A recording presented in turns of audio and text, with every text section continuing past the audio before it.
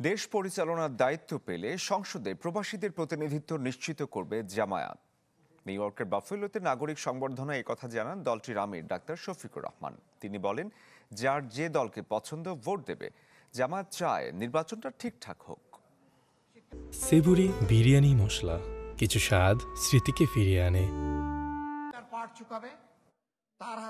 যুক্তরাষ্ট্র সফরে স্থানীয় সময় শুক্রবার নিউ ইয়র্কের বাফেলোতে নাগরিক সংবর্ধনায় যোগ দেন জামায়াত আমির।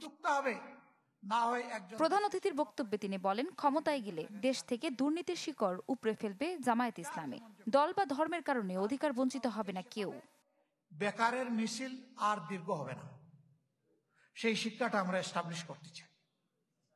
আমাদের দ্বিতীয় প্রায়োরিটি, আমাদের সমাজটাকে শেষ করে দিল দুর্নীতি, সর্বগ্রাসী দুর্নীতি।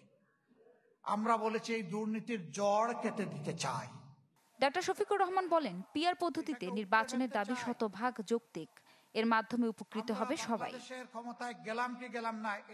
গণভোটের পর জুলাই সনদের উপর ভিত্তি করে সংসদ নির্বাচন হলে জুলাই আন্দোলনের আকাঙ্ক্ষা পূরণ হবে বলে মন্তব্য করেন জামায়াতের এ শীর্ষ নেতা। ইনশাআল্লাহ কেউ আমাদের গতি থামাতে পারবে না।